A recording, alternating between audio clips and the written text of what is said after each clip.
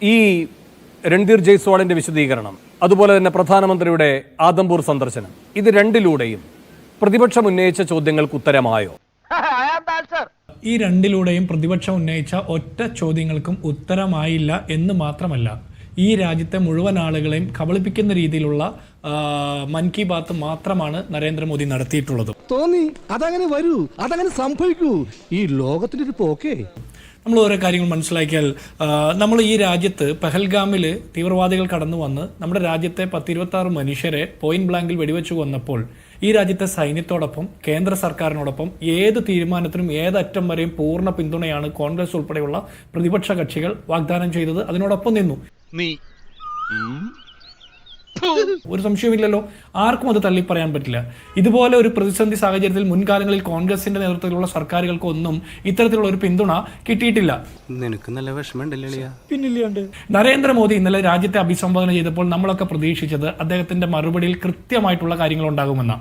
അതിനു പകരം കഴിഞ്ഞ ഏപ്രിൽ 22 മുതൽ ഇന്നലെ 8 മണി വരെ ഈ രാജ്യത്തെ പൊതുസമൂഹത്തിന് ലഭ്യമായിട്ടുള്ള സോഷ്യൽ മീഡിയയിലൂടെയും വിഷ്വൽ മീഡിയയിലൂടെയും പ്രസ് മീഡിയയിലൂടെയും ഒക്കെ ലഭ്യമായിട്ടുള്ള വിവരങ്ങൾ ഒന്ന് ക്രോഡീകരിച്ച് അദ്ദേഹം പറഞ്ഞു എന്നുള്ളതിനപ്പുറം നമ്മൾ ആഗ്രഹിക്കുന്ന, നമ്മൾ ചോദിക്കുന്ന 3 പ്രധാനപ്പെട്ട ചോദ്യങ്ങൾക്കുള്ള ഉത്തരം നൽകിയില്ല.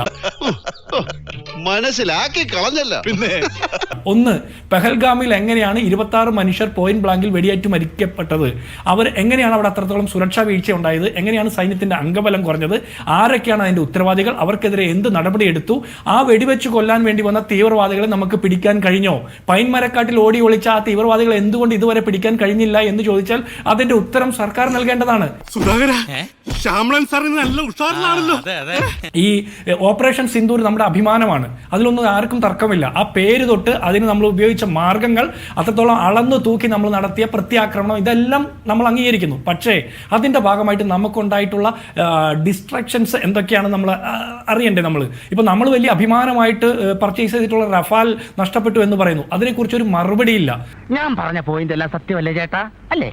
അയ്യപ്പൻ ബിടായി അടിക്കുമെങ്കിലും അതെ, ഈ പറഞ്ഞൊക്കെ സത്യമാ മാസ്റ്ററെ. സോഷ്യൽ മീഡിയയിലും വിഷ്വൽ മീഡിയയിലും ഒക്കെ പ്രചരിക്കുന്ന വാർത്തകൾ നമ്മൾ വിശ്വസിക്കേണ്ട കാര്യമില്ല.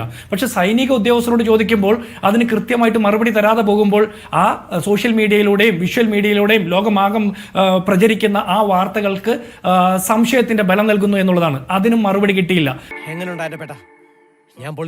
ഈ രാജ്യത്തിന്റെ പരമാധികാരത്തിന്മേൽ അമേരിക്കൻ പ്രസിഡന്റ് കയറി ഇടപെട്ടു എന്ന് പറയുന്ന ഒരു അഭിപ്രായം വന്നിട്ട് ഇന്ത്യയുടെ രാഷ്ട്രീയ നേതൃത്വം ഏതെങ്കിലും തരത്തിൽ അതിനെ തള്ളി പറഞ്ഞോ? പറഞ്ഞില്ല എന്ന് മാത്രമല്ല, ഈ നിമിഷം വരെ അമേരിക്കൻ പ്രസിഡന്റ് പറഞ്ഞത് ശരിയാണ് എന്ന് ലോകം മുഴുവൻ വിചാരിച്ചുകൊണ്ടിരിക്കുന്ന ഒരു സാഹചര്യമുണ്ട്.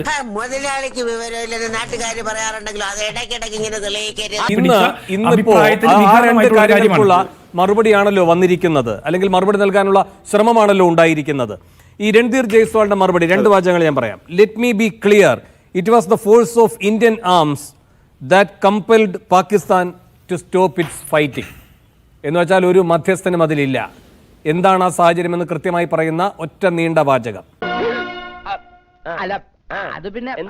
അടുത്തതായി ഇപ്പോ ട്രംപ് പിന്നീട് ഈ വൈറ്റ് ഹൗസിൽ വാർത്താ സമ്മേളനം നടത്തിയിട്ടാണല്ലോ ഈ ഗൾഫ് മേഖലയിലേക്ക് സന്ദർശിക്കാൻ പോകുന്നത്. ആ ഘട്ടത്തിൽ ആണല്ലോ അദ്ദേഹം ഈ വ്യാപാര തന്ത്രമാണ് വിജയിച്ചത് എന്ന് പറഞ്ഞത്. അതിനുള്ള മറുപടി, the issue of trade did not come up in any of these discussions. ഇത് കൃത്യമല്ലേ?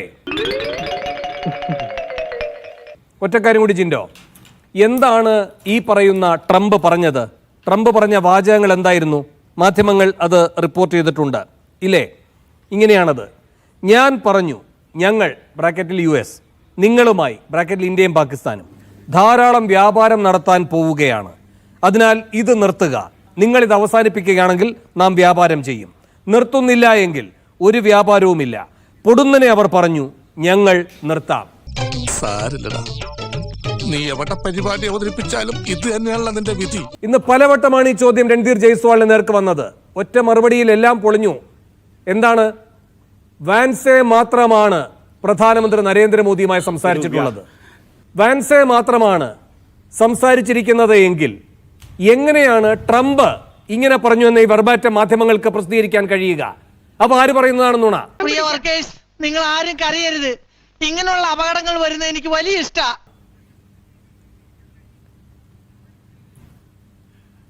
വേണു, ഞാൻ ഒരു കാര്യം ചോദിക്കട്ടെ. അങ്ങനെയാണെങ്കിൽ ഇന്ത്യ ഗവൺമെന്റിന് നേതൃത്വം നൽകുന്ന ഇന്ത്യയുടെ പ്രധാനമന്ത്രി നരേന്ദ്രമോദിക്കോ അല്ലെങ്കിൽ നമ്മുടെ വിദേശകാര്യ വകുപ്പ് മന്ത്രിക്കോ അല്ലെങ്കിൽ വിദേശകാര്യ വകുപ്പിനോ അമേരിക്കൻ സ്ഥാനപതിയെ വിളിച്ച് നമ്മുടെ അഭിപ്രായ വ്യത്യാസം അറിയിക്കാമായിരുന്നല്ലോ. അങ്ങനെ എന്തെങ്കിലും ചെയ്തായിട്ട് നമ്മൾ അറിയുന്നുണ്ടോ?